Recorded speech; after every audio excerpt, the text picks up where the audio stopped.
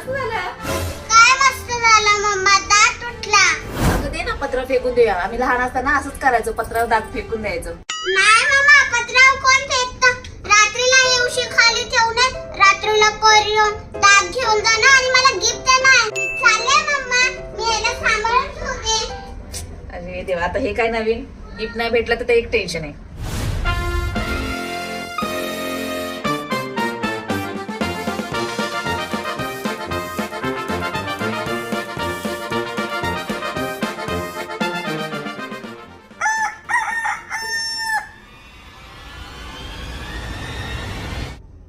अरे दात तर इथंच आहे, म्हणजे असं काय नसतं.